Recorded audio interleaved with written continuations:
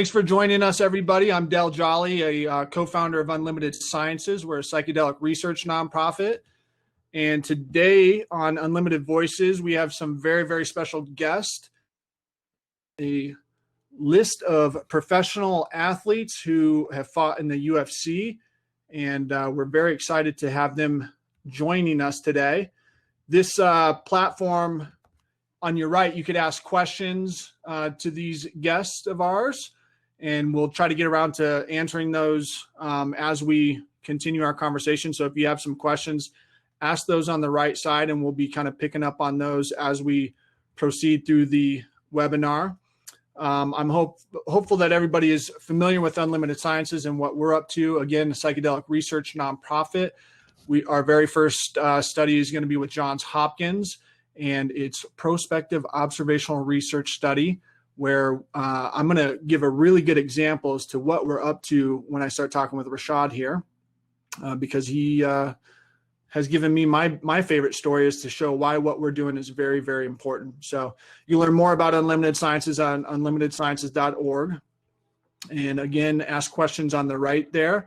And I want to have a special thank you to Mudwater, who is kind enough to sponsor this. Mudwater is a really good coffee alternative, and they contribute a portion of all their sales to MAPS, which is obviously a very prominent nonprofit in the psychedelic space. So thank you to Mudwater today. Our guest, I typically would go into who everybody is, but we know who you guys are. This is amazing to have Rashad Evans, Heather Jo Clark, and Ian Uncle Creepy McCall. Uncle Grandpa is what we're going to start calling him with the grandpa sweater there that we love so much. But these folks have been kind enough to join us to discuss some of their entheogenic use and what they see the future of this is going to look like. And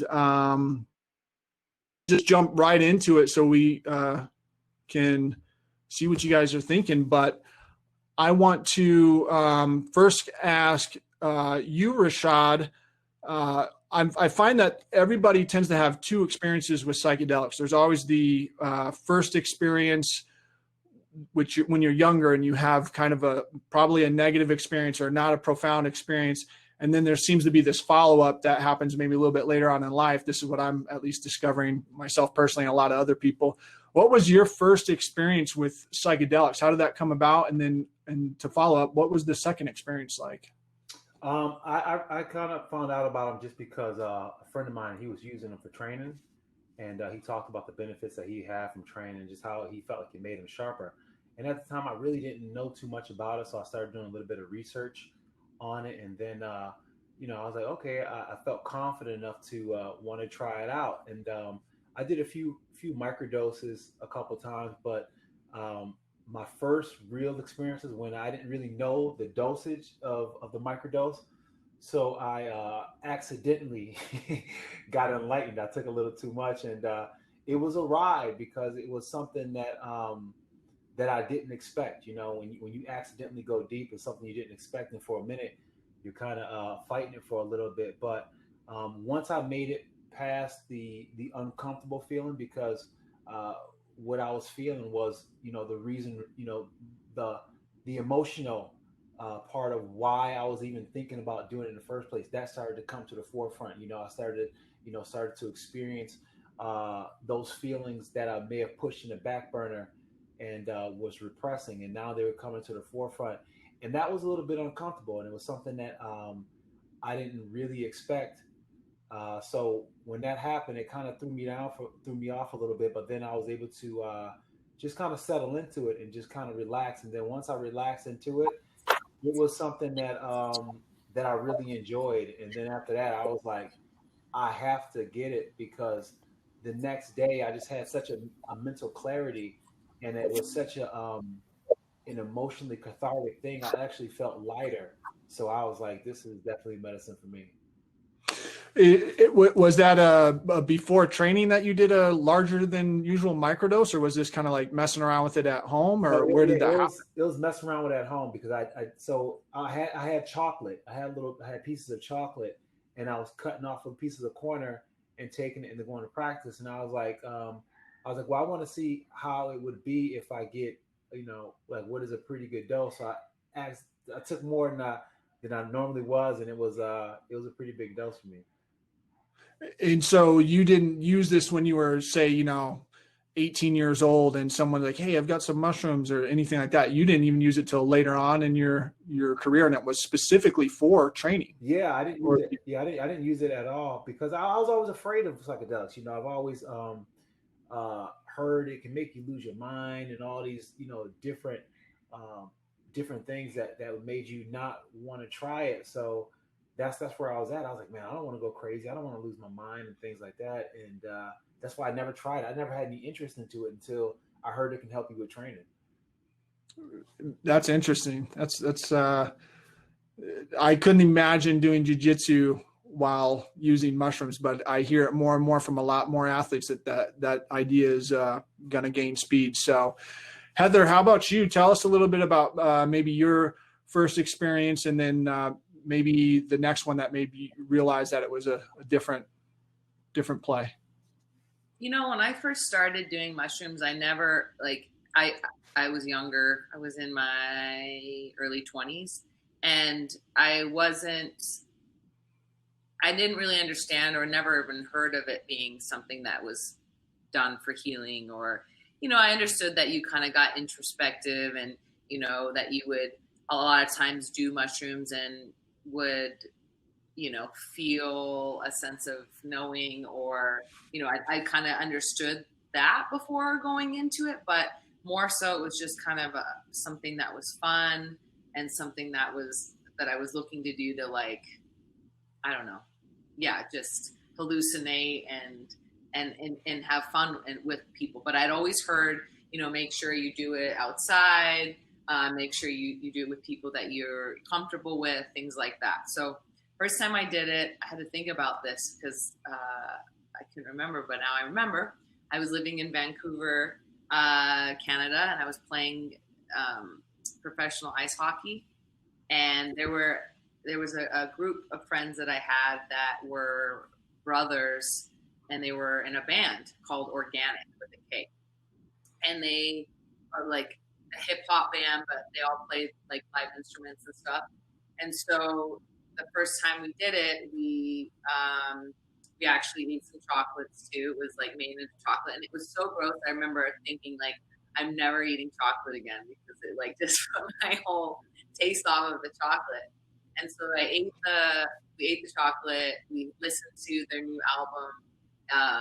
There was like, seeing a lot of different shapes and stuff like that. And the music was just kind of like living in me, in my cells. And it was just like really powerful. And then we all went for a walk. It was in the evening, and like laid in the grass and looked at the trees. And it was this sense of, just kind of bliss, like really happy, very, like a lot of love, a lot of connection, but it's nothing like the trips I have now, which are more introspective in the sense of like me trying to find answers, find healing. Like I know, I believe, that it's a healing medicine. And so I go into it way different. I wonder if like I could ever go and do it like I did the first time, where it's like everyone just get, like a party thing. Like, I don't know if I could experience it like that. So it's interesting that you asked like what it was like your first time versus what it's like now. It's like so different. It's really like night and day for me. Yeah, and I think when you approach it with the intention, and if you go into it casually, and you have what some people have, that happy accident where you didn't really expect it, and you get this huge concept like, hey, this is more than just tripping, that's going to be more and more common, I believe. But I always recall my first time not ever thinking that way, and then doing it 20 plus years later going, holy smokes, that's not even the same thing, So Ian, thanks. You're back, man. You dropped off for a second, but same question to you. Tell us about maybe your first experience with psychedelics, and then if there was a second one in later on, or continued, or. There's been a few more since then. Oh, Ian, I can't. I don't know if you're mute. There we go. I'm muted. You can't hear me? I think. Yeah, you're on a delay. It seems like. Okay.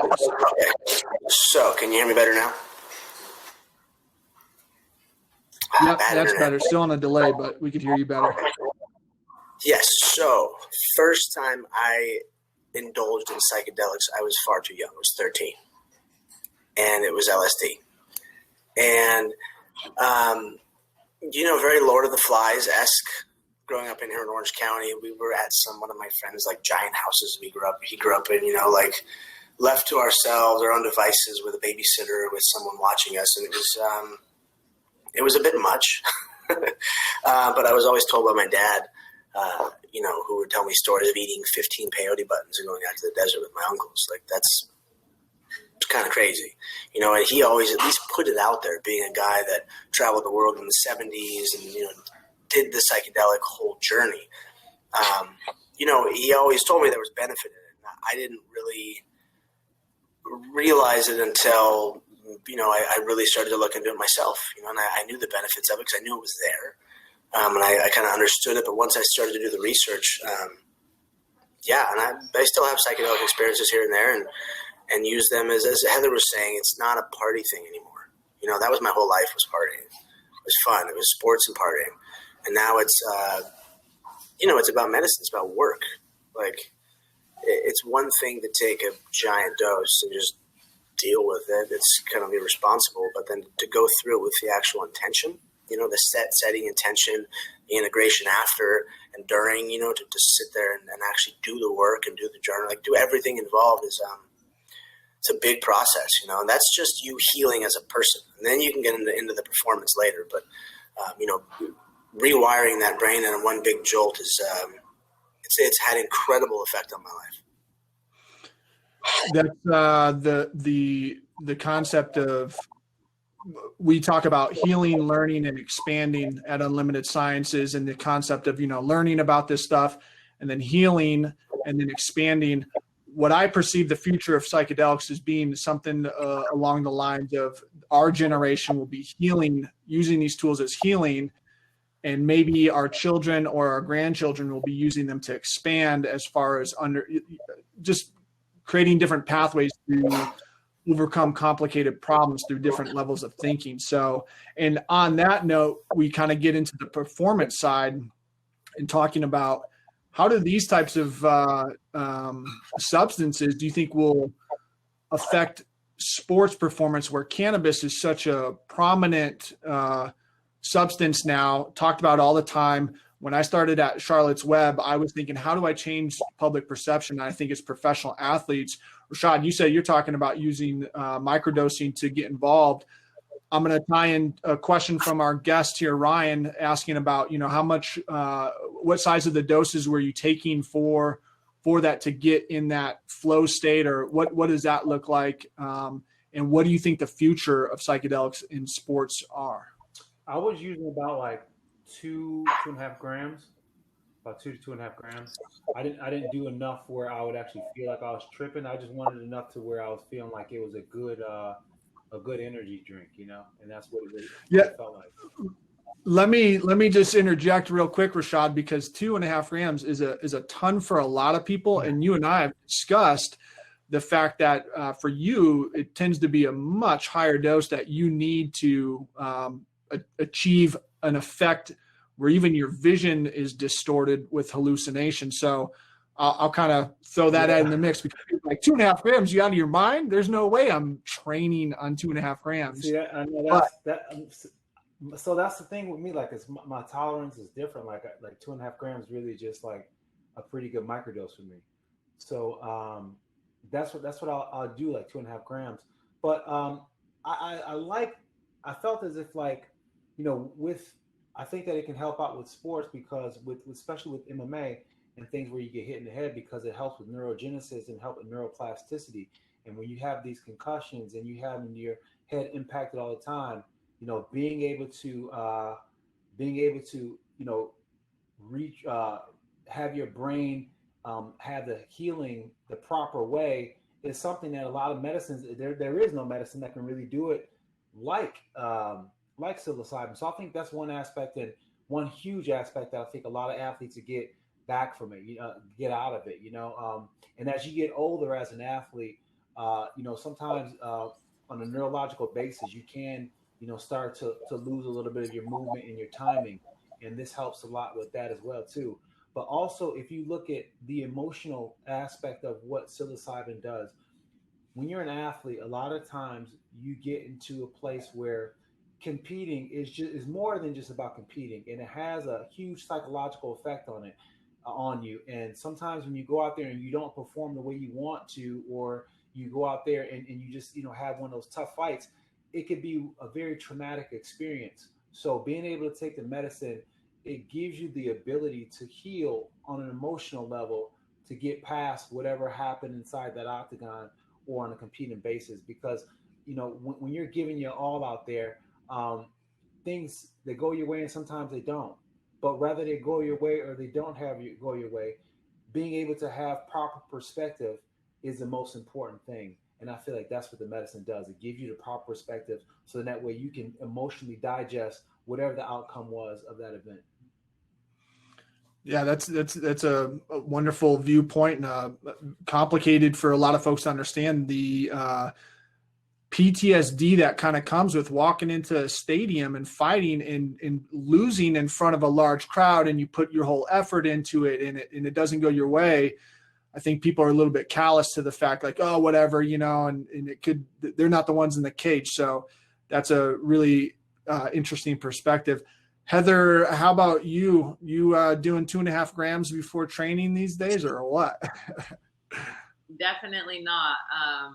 Well, no, I mean, I'm not able to train currently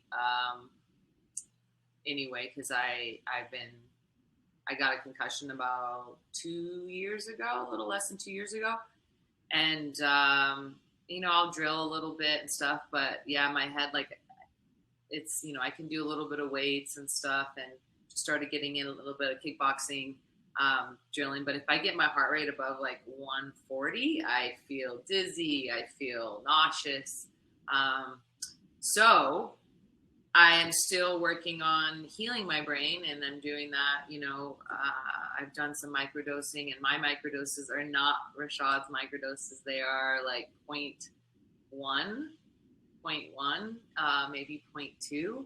And it's crazy. When I first got this concussion, I did it for about 2 months with some lion's mane, and actually it was your suggestion, Del, that told me what to take it with, and I tried it with niacin, but the niacin wasn't working with my body too well, so I was doing it with the lion's mane.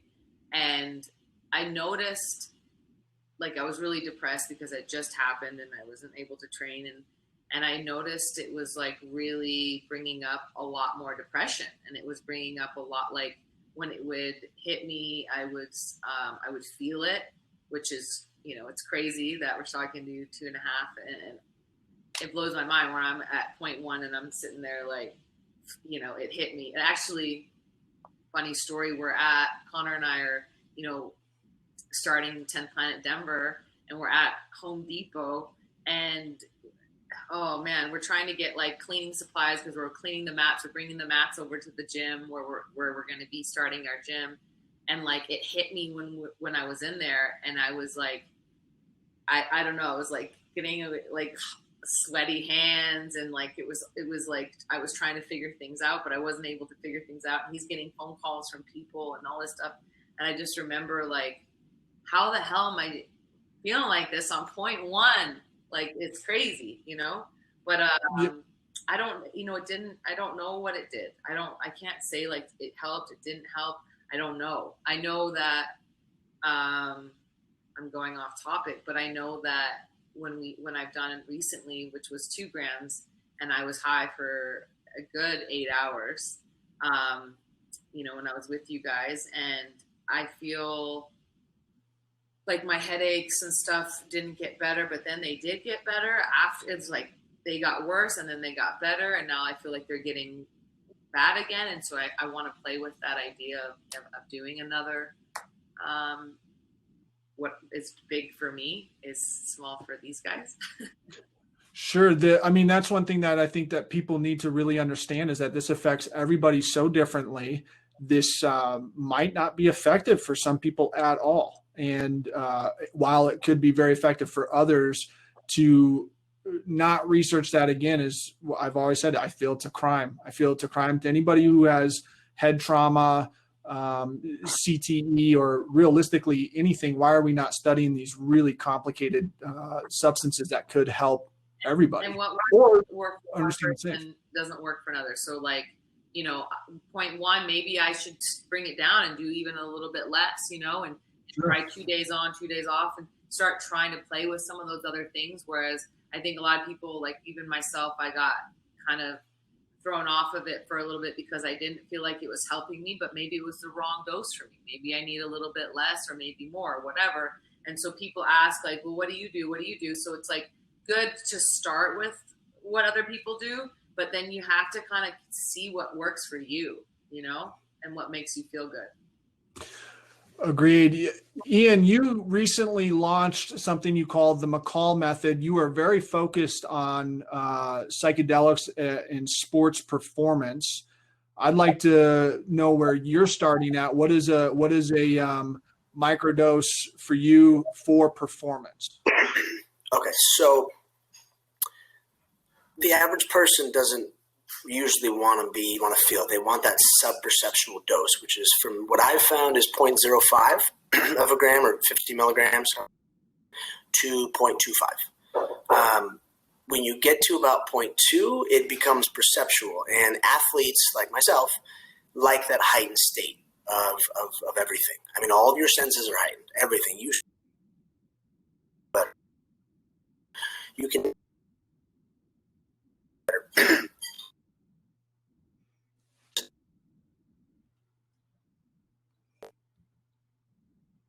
or an opponent in the cage, that fear response being is so helpful when it just comes to shit. Is my connection lost? Can you guys hear me? Yeah, I could hear you. We've had some delay. Oh, he's gone. Sorry about that, guys. There's a good question here from Ali about what kind of reception have you received since coming public with your psychedelic experiences? Rashad, you obviously were the pinnacle of a UFC career. You were just inducted in the Hall of Fame last year, and you're a Hall of Famer, man. What's the reception like when Rashad Evans is talking about mushrooms? Is this positive? Is it negative? Are there questions, or is it hate? What's it look like for you? It's been all pretty positive. For the most part, I do get the people who are, just don't understand it and just kind of look at it as a way to escape reality, and they don't really get it, and that's okay because everybody won't get it and understand it. But for the most part, even with those people who don't get it, like I was saying, there's an interest there. They want to know, they want to hear the story, they want to hear, they want me to talk about it. So there is a bit of interest, and I think that their resistance is aligned with fear, not being in control, or what they think of control that they have. So it's been pretty positive, but I feel like the more I get and I speak about this, and I come from just a genuine place, and I share my story, I think it resonates with a lot of people because in my story they can find similarities that strike, that hits home for them. So it makes them think, maybe it can work for them too. And I think honestly that this medicine is the medicine that can bring us to that place that we all truly think that we can be as a society and country together, or a world. I think it will break down a lot of these barriers that we don't even realize that we put up, and these because it's consciousness, and once you start to break down the physical barriers of the things that separates us, and you just experience consciousness, then you start to experience what we truly are. Then you start to be able to see yourself and other people that may look different in you. And I think that's the true hope for me with this medicine. Enough people will, start to take it and remember. I always think that kind of like, oh, we've got an app for that, or, what's your cause? What's the issue that you want to solve? Climate change, obviously very heated one right now is racism. What is the issue that you are focused on? And I believe psychedelics has the solution to that. The ability to create empathy in people breaks down a lot of barriers. The ability to get connected to nature breaks down the, barriers of, you don't treat Mother Nature terrible if you have a really intimate experience with her. You don't treat other people as a race, sex, creed, whatever, when you realize that you're all just consciousness, so. Speciesism. Yeah, absolutely. I mean, that's something that you talked about, Rashad, on Joe Rogan. And Heather, you have been a vegan for 20 years. I mean, tell us a little bit about that. Was that a psychedelic experience, or are you just on a higher level immediately? Because I'm not there yet. Yeah, I think, I definitely was at a young age aware of speciesism in my head, if I'm even saying that correctly. But yeah, I was really turned off of eating animals. I don't even know if I had, put it in my head, the idea of the torture and, the environmental, obviously, definitely not the environmental things. But, the more that I actually want, believe it or not, when I decided to go vegan, or vegetarian, I was always really, really picky. I could never eat like a chicken wing, or it had to be boneless, skinless, fatless. Like, I was very, very picky about meat my whole life. But when I finally gave it up, I was starting to play professional hockey in Canada, and I was reading this book, and the book said about, for elite athletes, like nutrition for elite athletes, and it said vegetarian was the best diet. So I went vegetarian. I finally made that once I was here I am, at my doing something I dreamt about doing, playing a sport which I didn't even know they had women's professional hockey, and I'm in Canada and I'm doing it. I thought I got to pull all the stops and I got to do whatever I got to do. So I took that leap. And then when I became vegan, I was actually watching Cowspiracy on Netflix, and I had literally was in my 30s thinking,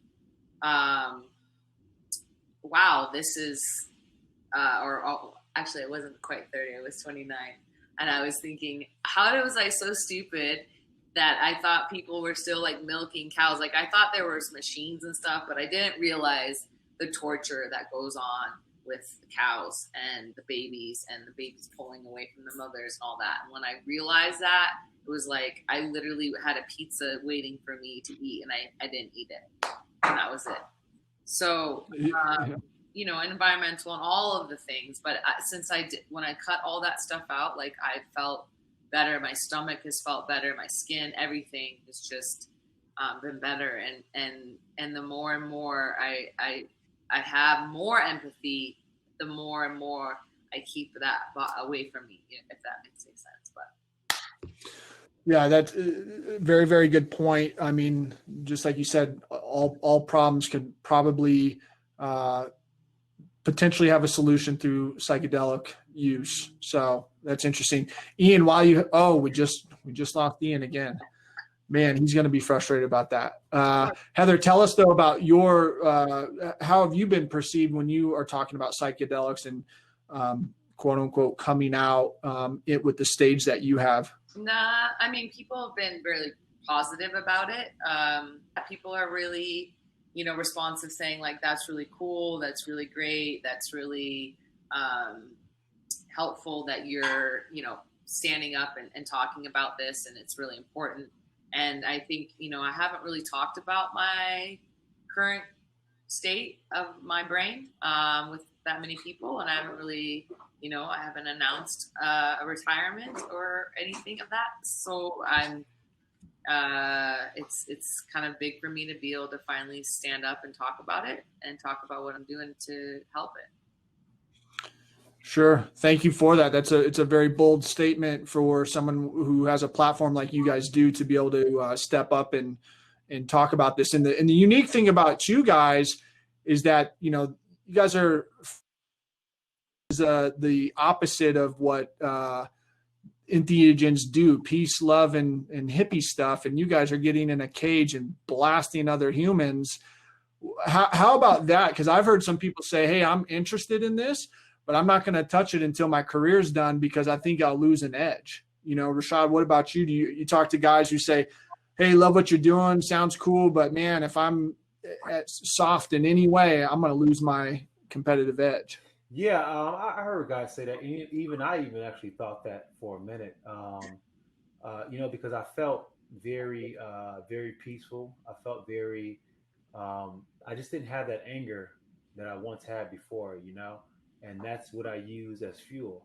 So, for me, what it's done for me, even now, because now I compete different than I did before.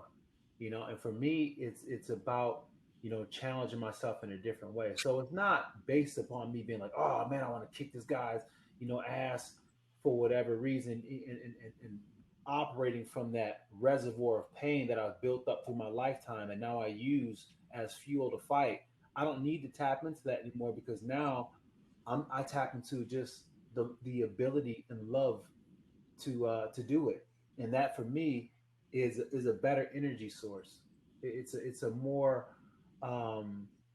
it's a cleaner, you know, fuel to burn because the residue from burning it isn't so bad. And by that I mean, you know, sometimes when you possess that volatility that you ignite from past traumas that you try to use as fuel, when it doesn't go your way, you can still, it can just add to that. It can add to more of that energy, you know. So I now just enjoy just being able to do it, and that's whenever I'm going and I'm pushing myself to the hardest, and I'm, you know, now I push myself harder than I did when I was training, and I feel like I can because you know, I'm competing against myself in a way that I never have before. So I don't feel like I need to be angry with the person that I'm competing against because I'm truly competing against myself. And that's where the difference is before, you know, when I was operating from the place of where I was like, I'm trying to use this past trauma to, you know, whoop this dude's ass.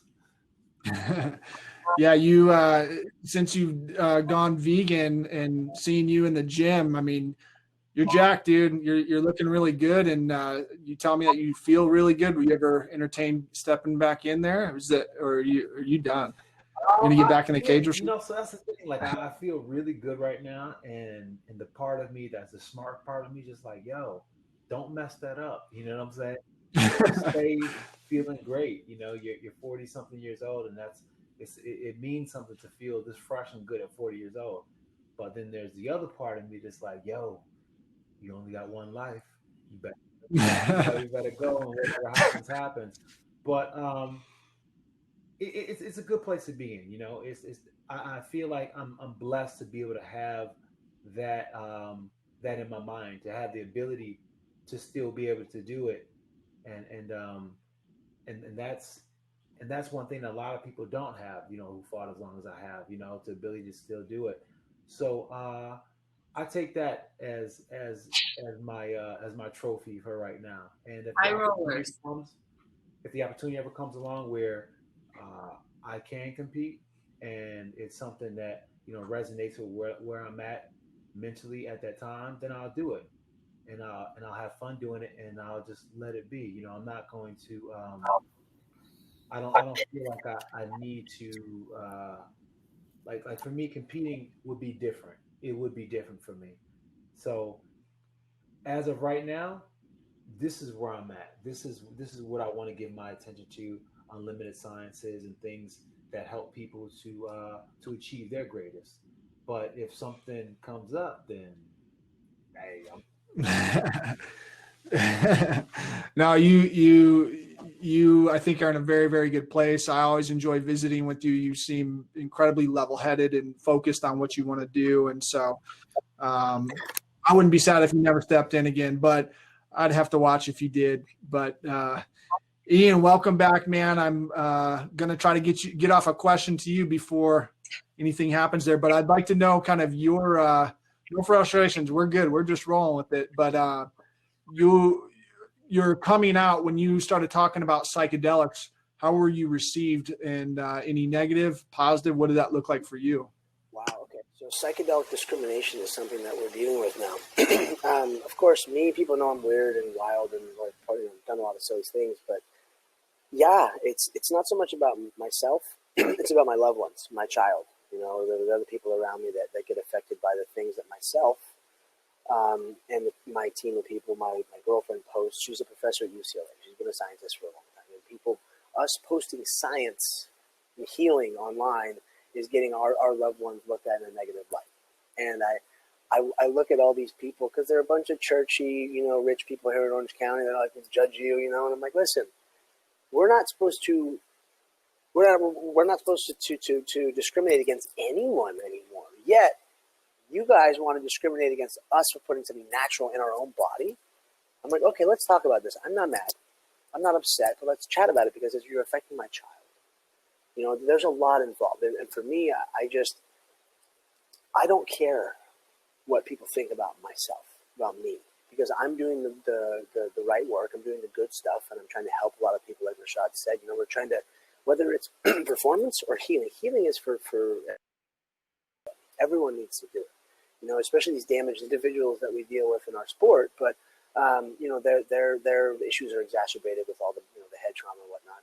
But us taking the stance and having a blue check mark, and people will listen to you. People don't listen to doctors and scientists, the people that educate me. They don't listen to them, but they want to listen to people like Rashad and I, who have a blue check mark.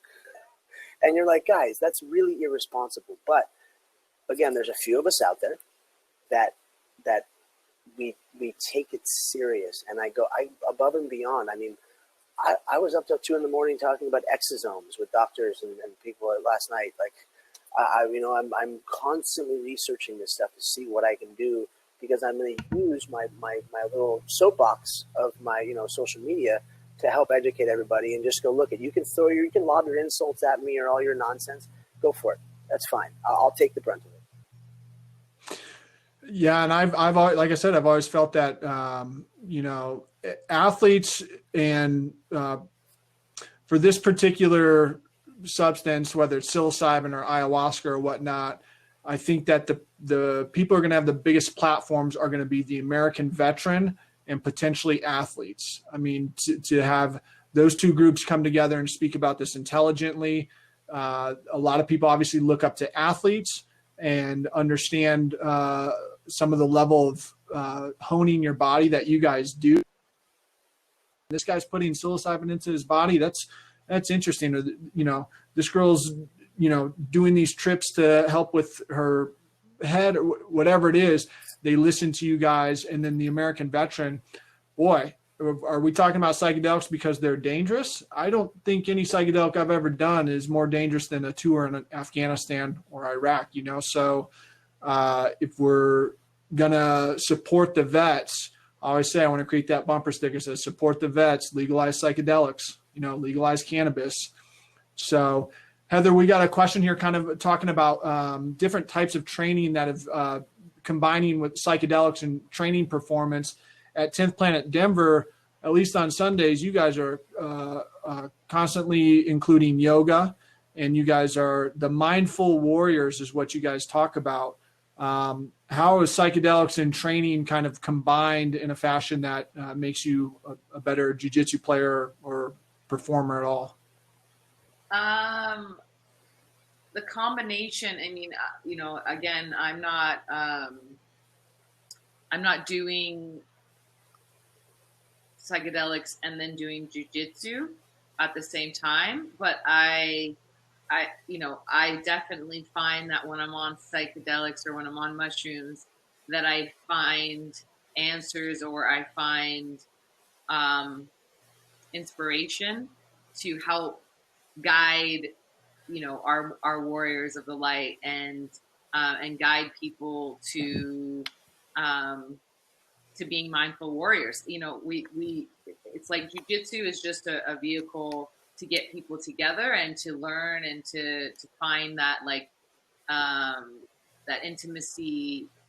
I know it sounds weird because intimacy is usually sexual, but it's very intimate, and bringing these friendships together and opening up, the heart to each other. And then we end every training session with a quote, which a lot of times, I don't know if you guys have heard this, but they say that, the best time to get good information or any positive information or anything into your head to really kind of get into that body and soul is when you're working out, or just after you worked out. It's like when it actually gets sunk in the most, where you're most susceptible, is after that workout session. So we try to take advantage of that, and we really, try to help everyone bring each other together to build this consciousness and this, global consciousness together. But that's kind of how we bring it together.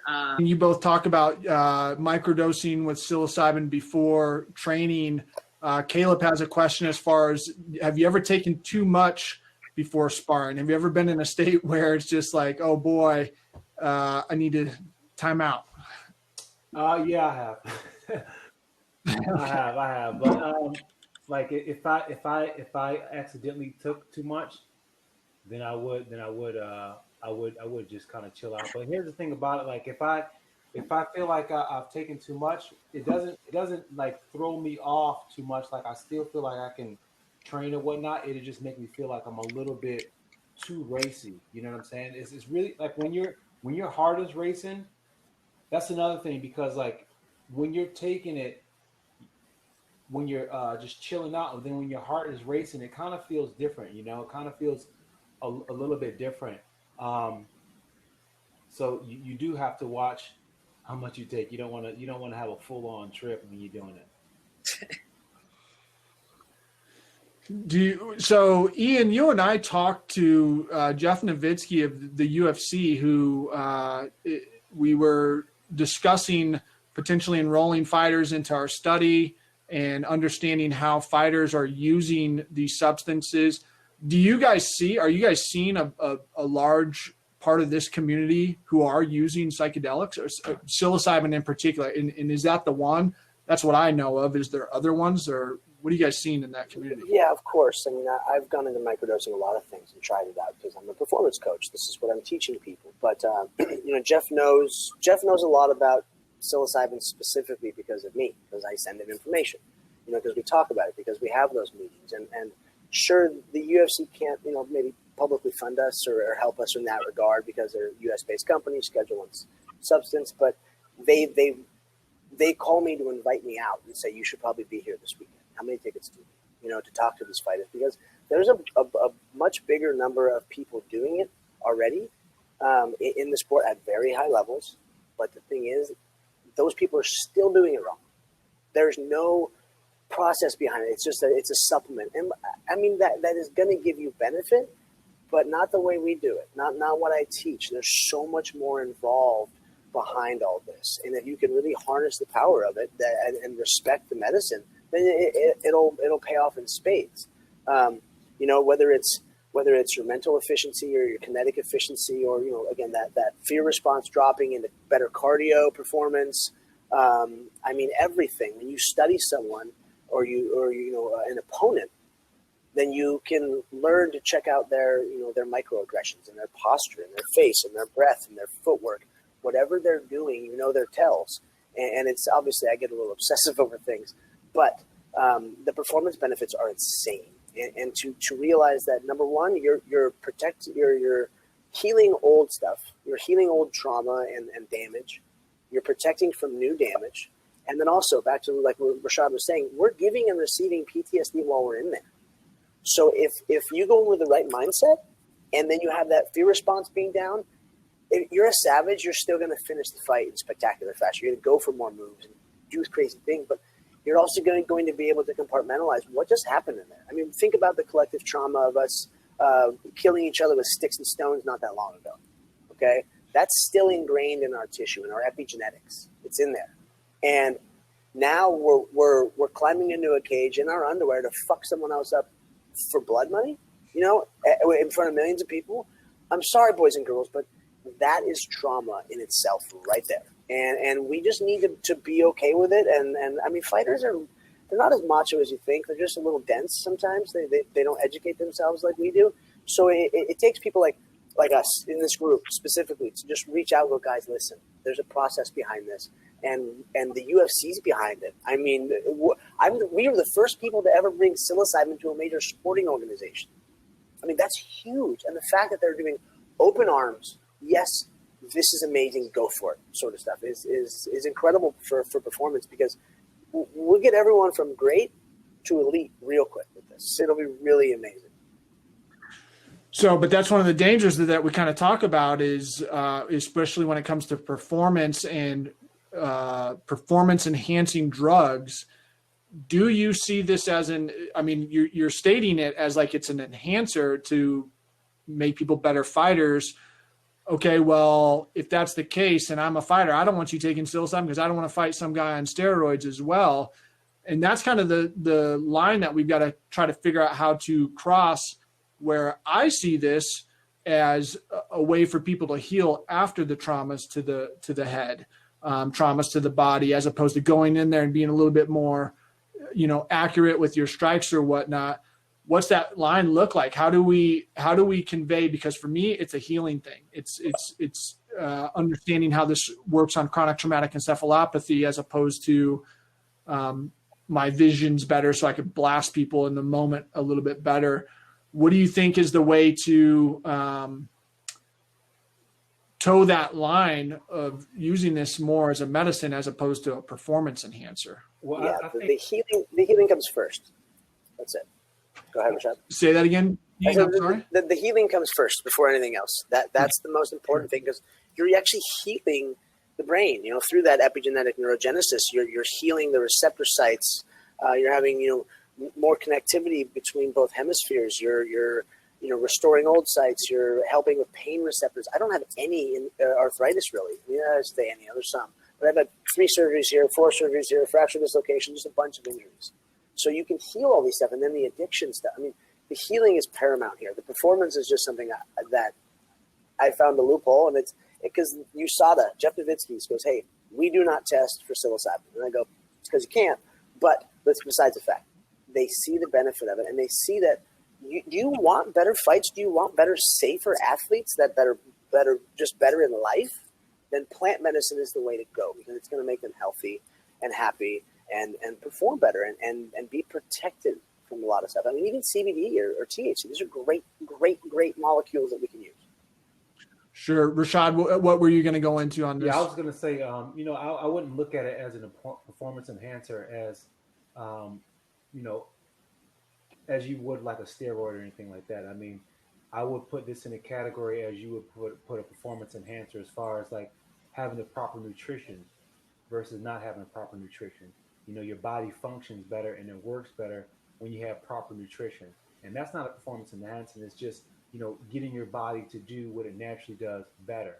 And that's what psilocybin does. It just helps your body to function better because of the ability that it has to get your body to communicate from one end to the other. And I think that's where the true benefit of medicine comes from, because in our system, you know, we're inundated with so many different pollutants and toxins in our body that it does jam up the communication process in our body when it comes to reactions and things like that. But with the psilocybin, it helps mitigate a lot of those, I guess, problems in communication where, you know, signals are going from one synapse to the other. You know, so it does help in that capacity, but I don't think it's any more than you know, I don't think it's at a level where it's like, wow, this guy has such a huge advantage because, you know, he did psilocybin. It just helps your body function better.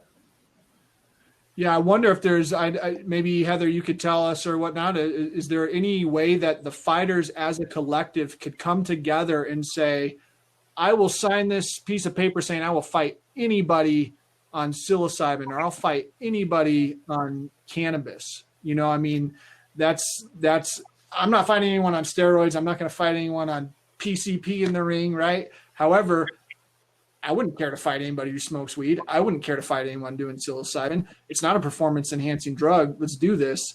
What do you think, Heather? Can you get that petition started for us? Yeah, no, I mean, I'll definitely try, but honestly, I think it'd be really difficult because there's Sure. I just started using Smith with me, and I just think, I don't know. I think that I don't know. What do you, Rashad and Ian? Do you think that there would be a more percentage of fighters in the UFC that would go for it, or not? I'll let Rashad take that one. Okay, so yeah, ask the question again. Do fighters be okay with people using psilocybin? Yes. Yeah, I think fighters would be okay with. Fighters using psilocybin, especially if they know what it truly is. I mean, I don't think anyone who's ever did a psilocybin or anything like that felt like, man, I got an extra edge. You know what I'm saying? You don't really feel like that once you take the medicine. I think if anything, if people knew you were taking psilocybin and they may not feel like you're you have the advantage. They may feel that's a disadvantage, if anything. But I just feel like when it comes down to it, if we reach that point, then I think that a lot of fighters would just be happy that they have more options for treatment, because that's the big problem with those fighters is the fact that we sustain a lot of punishment to our body, and we're not able to get some of the treatment that we can get that would help us recover, because it violates the USADA rule. So we have to be really careful with what we put in our body. And there's not a lot of things that actually work that are legal, and that's just the truth. So what the psilocybin does, and being able to have an option like another plant medicine like marijuana, those are things in CBD. Those are things that can help us from a plant-based basis, and it will give us more treatment options, and that's what we're lacking, because when it comes down to it, we got stem cell, and we have a couple other treatments that we can do that won't that actually work, but there's not many. Yeah, and just a testament, though, to the UFC as well. Is my understanding they're the very first sports league to, major sports league to allow or change their testing. They dropped CBD. Did they drop THC? Do they test for THC? I think it's 150 nanograms per milliliter. Yeah, they test THC, but the how much you can smoke and stuff like that is not what it used to. Before, you couldn't have anything in your system, and it was really, really hard. But now, as long as you're not like smoking, I think it's like 2 weeks before, then you should be able to